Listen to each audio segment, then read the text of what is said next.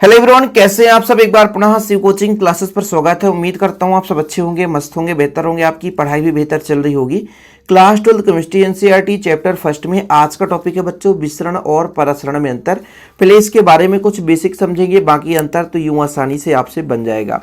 ये परासरण की क्रिया है क्या बच्चों, सबसे पहले आपको समझना है परासरण की क्रिया, परासरण की परिभाषा। तो देखिए यहाँ पर कि किसी विलयन में शुद्ध विलायक का अर्धपारगम झिल्ली के माध्यम से निम्न सांद्र से उच्च सांद्र विलयन में प्रवाहित होने की प्रक्रिया परासरण कहलाती है।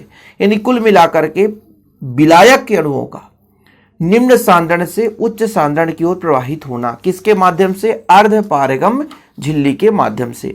जैसे यहां पर मैं एक डायग्राम के माध्यम से समझाऊंगा तभी चीजें क्लियर हो पाएगी बच्चों, ठीक है। तो जैसे मैं एक पात्र बनाता हूं, ये पात्र है।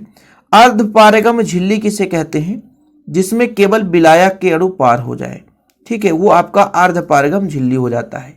ये पात्र है बच्चों, और बीच में आपका एक अर्धपारगम झिल्ली हमने लगा दिया। ये लो अर्धपारगम झिल्ली है, ठीक है, ये अर्धपारगम झिल्ली है।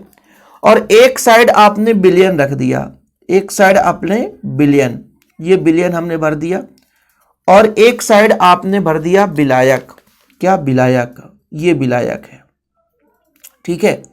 अब विलायक के अणु जो है इस अर्धपारगम झिल्ली के माध्यम से विलयन की ओर प्रवाहित होने लगता है। यह जो परिघटना है बच्चों, यह परिघटना है परासरण की क्रिया कहलाती है। यहां पे आपका शुद्ध विलायक है, ठीक है, और ये जो है आपका बच्चों अर्धपारगम झिल्ली, अर्धपारगम्य झिल्ली, पारगम्य झिल्ली, ठीक है, अर्धपारगम झिल्ली। अर्धपारगम का मतलब होता है, अर्ध मतलब आधा। जैसे विलयन में हम बात करें, विलयन में दो घटक होते हैं बच्चों, विलयन में दो घटक होते हैं। एक तो आपका होता है क्या, विलेय, एक तो होता है आपका विलेय, और दूसरा होता है विलायक। अब यदि ये दोनों इससे निकल जाता तो ये अर्धपारगम झिल्ली नहीं कहलाता। क्यों? क्योंकि इसमें केवल आधा यानी एक ही भाग निकलता है, तो विलायक के अणु निकलते हैं, इसलिए इसे बोलते हैं अर्धपारगम झिल्ली। ऑब्जेक्टिव में कई बार पूछा गया है कि अर्धपारगम झिल्ली का आप रासायनिक नाम बताओ। Copper ferrocyanide. क्या होता है बच्चों, कॉपर फेरोसाइनाइड, ये अर्धपारगम झिल्ली का रासायनिक नाम होता है। यहाँ पे जो जंतुओं का चर्म पत्र होता है, मतलब चमड़े का भी बनाया जाता है, तो वो भी अर्धपारगम झिल्ली के रूप में काम करता है। तो यहाँ पर आपने समझा कि अर्धपारगम झिल्ली के माध्यम से विलायक के अणुओं का विलयन की ओर प्रवाहित होना परासरण कहलाता है। क्या कहलाता है बच्चों, परासरण। अब विलायक का सांद्रण कम होता है, इसलिए कहते हैं निम्न सांद्रण से उच्च सांद्रण की ओर प्रवाहित होना आपका परासरण की क्रिया कहलाता है। अब यहीं पे यदि इस अर्धपारगम झिल्ली के जगह पारगम्य झिल्ली लेते तो यहां पर विलायक भी इधर जाता और इससे विलेय भी इधर जा सकता था, यानी विलेय और विलायक दोनों के अणु पार हो सकते थे।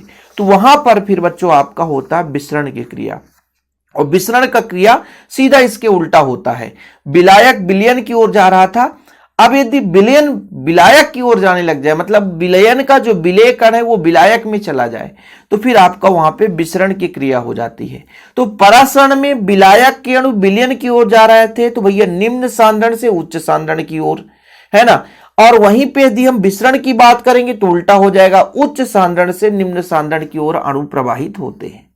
तो ये पहला अंतर हो गया। कितना सिंपल है कि परासरण में जो अणु है वो निम्न सांद्रण से, भाई विलायक जो है अर्धपारगम झिल्ली से विलयन की ओर जाता है, तो निम्न सांद्रण से उच्च सांद्रण की ओर अणुगति करते हैं। वहीं पे विसरण इसका अपोजिट होता है। विसरण में अणु जो है उच्च सांद्रता से निम्न सांद्रता की ओर प्रवाहित होते हैं। परासरण में आपको अर्धपारगम झिल्ली की जरूरत पड़ती है, यानी परासरण की क्रिया तभी हो सकती है जब उसमें अर्धपारगम झिल्ली होगा। हम ऑब्जेक्टिव में कई बार देख चुके हैं कि रासायनिक नाम पूछा जाता है जिसको हम लिखते हैं कॉपर फेरोसाइनाइड, अर्धपारगम झिल्ली, ठीक है। और यदि हम विसरण की बात करें, परासरण में तो अर्धपारगम झिल्ली लगता है, लेकिन विसरण की बात करें तो इसमें अर्धपारगम झिल्ली की आवश्यकता नहीं होती, बल्कि इसमें पारगम्य झिल्ली की आवश्यकता होती, पारगम्य झिल्ली होता है, ठीक। परासरण में केवल और केवल विलायक के अनुप्रवाह होते हैं, मैंने आपको बताया। लेकिन विसरण में क्या होता है, जब विलयन जो है, विलयन से जो अणु है वो विलायक की ओर जाने लग जाएंगे, तो कहीं ना कहीं विलेय का भी प्रवाहित होना सुनिश्चित होगा कि भाई मैंने कहा कि मेरे पास पात्र है, ठीक है, और बीच में अर्धपारगम झिल्ली है, ठीक, ये अर्धपारगम झिल्ली है और विलयन है एक साइड, और विलयन के यदि अणु विलायक की ओर चलने लगेगी, यानी उच्च सांद्रण से निम्न सांद्रण की ओर, तो कहीं ना कहीं विलेय भी तो इधर जा सकता है, सही है कि नहीं भाई। परसरण में केवल विलायक जा रहा था, लेकिन इस बार विलयन भी इधर, विलेय भाग इधर, तो विलायक भी इधर जा सकता है और विलेय भी जा सकता है, तो दोनों की प्रक्रिया होती है। मतलब जो विसरण होता है उसमें विलेय और विलायक दोनों अणु विपरीत दिशाओं में चलते हैं, लेकिन जो परसरण होता है इसमें केवल और केवल क्या होता है बच्चों, विलायक के अणु प्रवाह होते हैं। विसरण की क्रिया गैसों में भी पाया जाता है। जैसे अगरबत्ती आप जलाओगे तो गैस जो है दूर तक फैलता है। आप देखते हो कि जहां पे गैस जलता है उस पर, मान लीजिए मैं अगरबत्ती की बात करता हूं, अगरबत्ती जलता है तो जहां पे जलता है तो वहां पे ज्यादा गैस रहता है ना, कार्बन डाइऑक्साइड वगैरह की मैं बात कर रहा हूं, और धीरे धीरे वो फैलता है, कम सांद्रण की ओर चलता है। तो ये गैसों में भी विसरण की क्रिया होती है, गैसों में भी विसरण की क्रिया होती है, लेकिन परसरण केवल और केवल ये विलयनों में पाया जाता है, गैसों में नहीं पाया जाता। तो ये 4 ही अंतर हैं आपके सिलेबस में, और इतना ही तैयार करना है। यदि बच्चों इसका नोट्स आपको चाहिए, शिव कोचिंग क्लासेस का प्रॉपर नोट्स, तो कांटेक्ट नंबर है 9685299149, 9685299149, 9685299149, 9685299149। इस नंबर पर आप कांटेक्ट करें, नोट्स ले लें और प्रॉपर रूप से तैयारी करें। फिलहाल अभी के लिए इतना ही। जय हिंद, वंदे मातरम।